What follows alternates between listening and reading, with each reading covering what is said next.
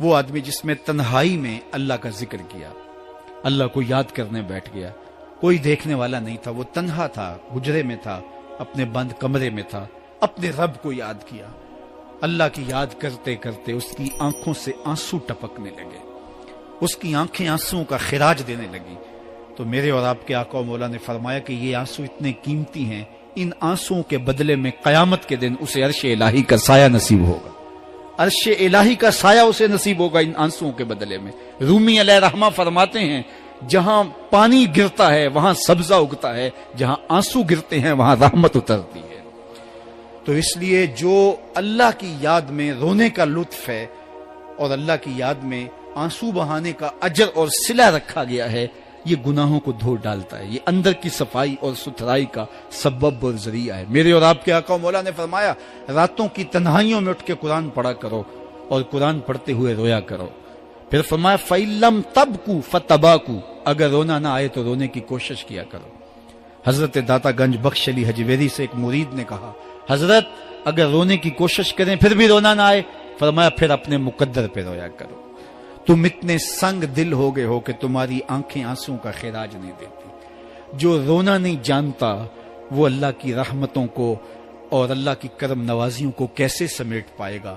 بچہ روتا ہے تو ماں دودھ دیتی ہے، جب بندہ اللہ کے حضور الہاؤ زاری کرتا ہے، عجز کرتا ہے، انکساری کرتا ہے تو اللہ کی رحمتوں کو جوش آتا ہے اور اللہ تعالیٰ کی رحمتیں اس پہ برستی ہیں اور اس کے نہ صرف گناہ معاف ہوتے ہیں بلکہ اللہ تعالیٰ اس کے گناہوں کو بدل کے نیکیوں میں تبدیل کر دیتا ہے۔ ایک فقیر تھا، ملنگ درویش، اللہ کا بندہ، اس کی عادت یہ تھی کہ اپنے ڈیرے پہ آنے والوں کو کھلاتا، ان کو پلاتا اور ان کی ضروریات کا خیال رکھتا، لیکن ان کو مالی آسودگیاں نہیں تھی۔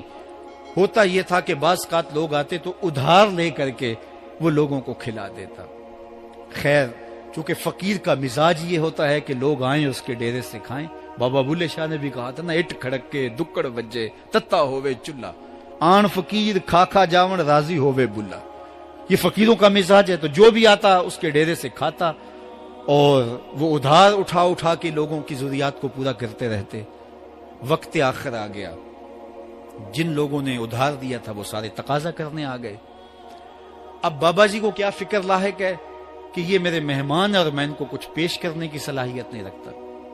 ایک بچہ تھا، وہ کچھ سامان بیچ رہا تھا، پتیسا بیچ رہا تھا یا کوئی اور چیز بیچ رہا تھا۔ اس نے گلی سے گزرتے ہوئے آواز لگائی، خادم کو کہا سے بلا کے لاؤ، کہا تم بیچ رہے ہو تو میرے مہمانوں کو کھلا دو۔ بچہ بڑا خوش ہوا کہ میں سارا دن گلیوں میں گھوم کے یہ پتیسا بیچنا تھا، اب یہ ایک جگہ ہی سارا فروخت ہو گیا تو یہ تو موج لگ گئی، میں جلدی گھر چلا جاؤں گا، میری ماں خوش ہو گئی۔ تو سارا ان مہمانوں کو کھلا دیا گیا اور اس کے بعد کہا بابا جی پیسے؟ کہا تم بیٹھ جاؤ، جب ان کو ملیں گے تو تجھے بھی مل جائیں گے۔ وہ بیٹھ گیا، 2 4 10 منٹ بیٹھا تو بچہ تھا، پھر کھڑا ہو گیا، بابا جی پیسے؟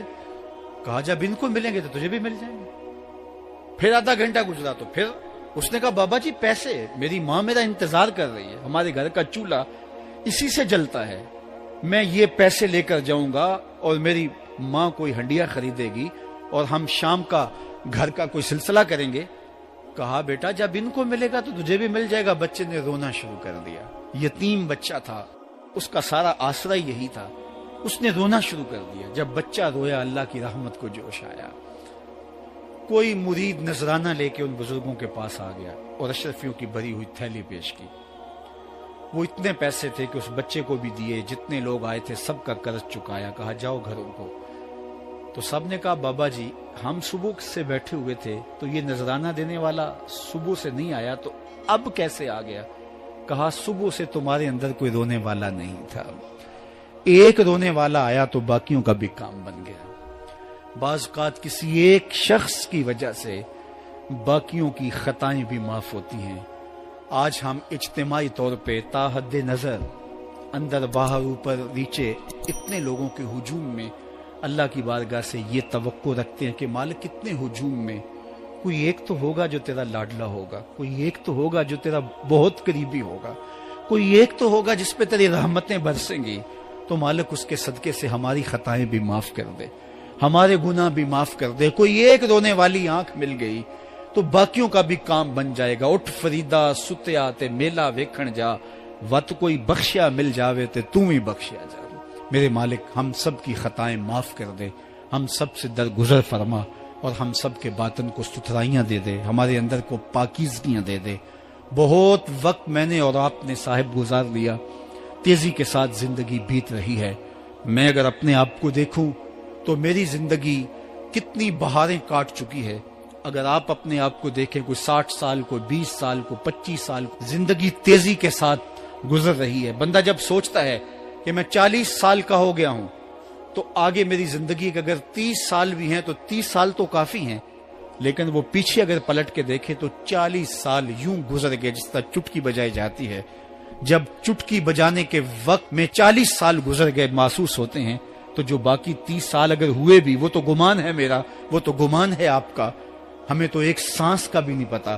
پوچھا گیا زندگی اور موت کے بارے میں کیا خیال ہے, کہا فجر پڑی ہے, پتہ نہیں ظہر پڑھ سکیں گے یا کہ نہیں. کہا اتنی لمبی امیدیں لگائے بیٹھے ہو, کہا ظہر پڑی ہے, پتہ نہیں عصر پڑھنے کا موقع نصیب ہوتا ہے کہ نہیں. کہا یہ بھی طول عمل ہے. ایک بولا عصر پڑی ہے, پتہ نہیں مغرب پڑھ سکیں گے یا کہ نہیں. کسی نے کہا ایک رکعت پڑی ہے, پتہ نہیں دوسری رکعت بھی پڑھنا نصیب ہوتی ہے یا نہیں. کہا یہ سب تمہارے منہوں کی باتیں ہیں, میں تو کہتا ہوں ایک طرف سلام پھیرا ہے, پتہ نہیں دوسری طرف سلام بھی پھیر سکیں گے یا کہ نہیں. کیا موت اتنی قریب نہیں ہے؟ ہم نے اپنی آنکھوں کے سامنے لوگوں کو جدا ہوتے یوں نہیں دیکھا ہے. ہم کہتے ہیں اس کی خبر سنا رہے ہو موت کی, یہ تو میں نے ابھی سبزی والی دکان پہ دیکھا تھا. لیکن جب موت آتی ہے تو ایک لمحے کا تقدم اور تاخر نہیں ہوتا. تو صاحب آئیے اپنی زندگی کو اللہ اور اس کے رسول کی راہوں پہ ڈالے. آج وقت ہے, آج موقع ہے, آج توبہ کا دروازہ کھلا ہے, کل سب کچھ نہیں ہوگا. آج اس کی رحمتیں آواز دے رہی ہیں.